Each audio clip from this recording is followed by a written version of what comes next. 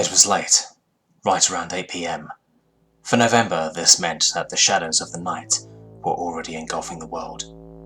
It wasn't cold out though. The wind was gentle and carried with it the smells of foliage, thanks to the various gardens that littered the campus grounds. I sauntered along the sidewalks while admiring the weather. I loved the night, especially when the stars were out. Unfortunately, they couldn't be seen from here, even on the clearest of nights, since the college was located just outside the city. A friendly squirrel suddenly crossed my path, coming mere inches to my feet before looking up at me and chattering as though I had done it a misdeed. It didn't appear frightened at all, so in a sudden motion, I stomped at it. The creature, rather than skittering off, lay flat on the ground. I felt that I could possibly kneel down and pick up the creature had I wanted to. However, I had been attending this campus for months and knew from experience that the little thing would run off just sort of contact. So instead, I continued on my way. I had a destination in mind and could not be delayed any longer. Just ahead, along the outer edge of the campus, was the only women's restroom left open at this hour.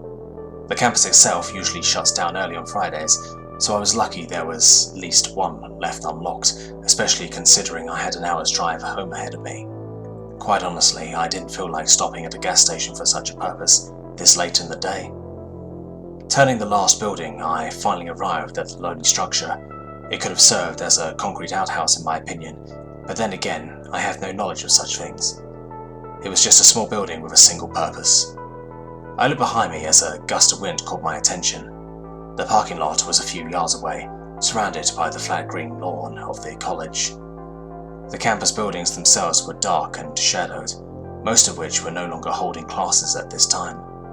When I saw no one there, I continued on my way. The door screamed in protest as I entered, rust-covered hinges flaking away in a flurry. The sound reverberated in the small room. As was normal for bathrooms, the floor was linoleum. The walls are bare white and a single yellow light illuminated the 6 doors aligning the back wall. There are only 2 sinks and a single roll of paper towels hanging above a trash bin. I passed by and, as per usual, chose a stall beside the handicapped.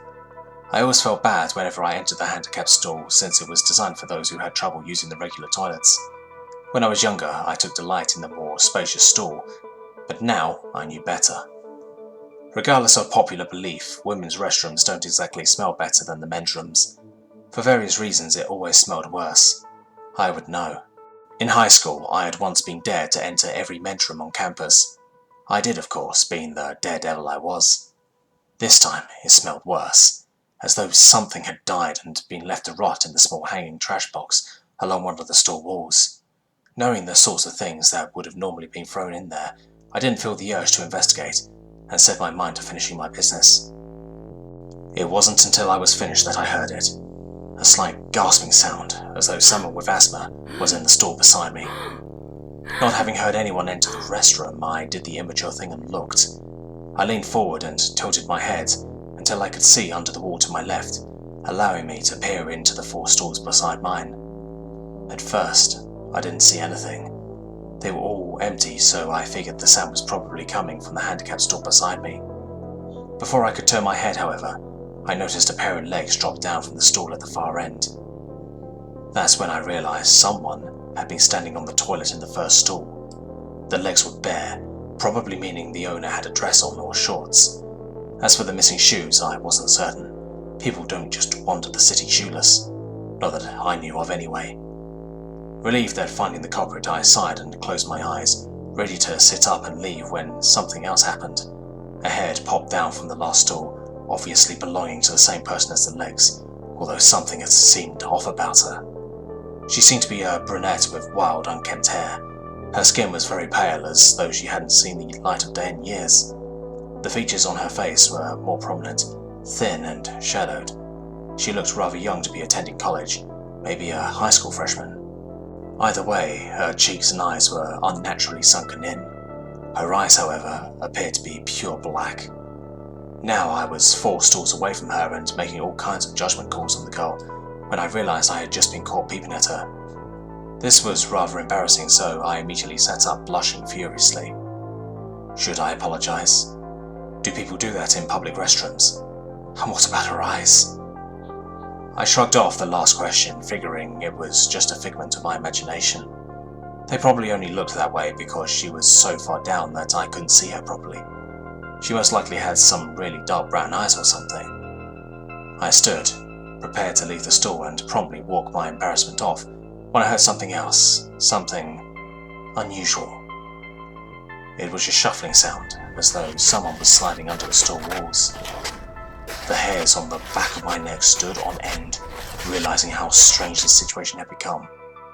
Why would she be climbing under the stools? Was she autistic and lost? That certainly would explain her appearance. Maybe she wandered away from her guardian and decided to play in the women's restroom. It was never locked after all, even after hours. I decided I'd call the police and report her, in case she was a missing person. I also didn't want to scare her off since she looked sickly, and the poor thing was probably starving. So, resolving myself, I sat back down and leaned over, only to find the girl looking at me from one stool closer. I originally was going to try and get her name, but stopped dead as my eyes took in the sight of her. Her eyes were black, all right, black as coal. Her skin was pale and cracked in places as though it had dried up, and no longer held a drop of moisture. Her throat, which I didn't notice before, had what looked like a slit along it with some sort of dried, darkened residue along the edges. However, I couldn't make out the rest of her, since it was only her head peeping out from under the stool. I could not identify the rest, but at that point, I didn't want to. This thing wasn't human. Fear gripped me as I sat up. My nerves were put on edge and my breath had begun to quicken. I had felt as though my heart would pound right out of my chest. If I had tried to run out of the bathroom, I would have had to run past that thing. I closed my eyes as images of it leaping upon me and tearing me to shreds started to fill my head. How could I get past it? I don't know how long I had sat there panicking, but I did notice when it started moving again, although this time I heard thumping sounds, as though it were hitting the walls gently.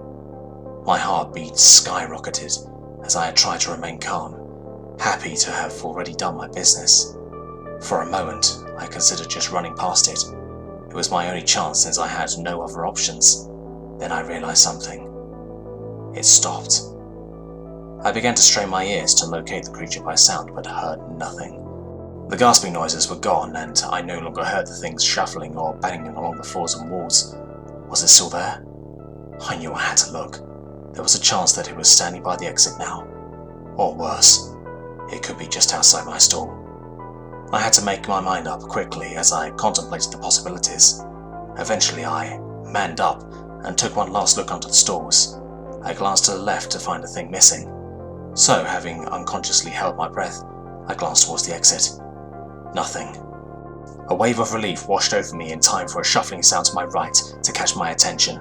Before I could process what it was, I whipped my head around, fearing it had to be staring back at me just inches away from the stall I never bothered to expect, only to find a pair of hiking boots. It took me a moment to register this. There was someone in the handicap stall. When did they get here? Ugh, who cared? There was someone else there with me, and although I had no idea who this other person was in the wake of that thing, I felt at ease knowing I wasn't alone anymore. As usual, my sense of relief was short-lived once I noticed the gasping sound coming from inside my stall. I froze for what seemed like an eternity before I managed to glance up. There she was. A blast of fetid air washed over me, much stronger than the original stench from before.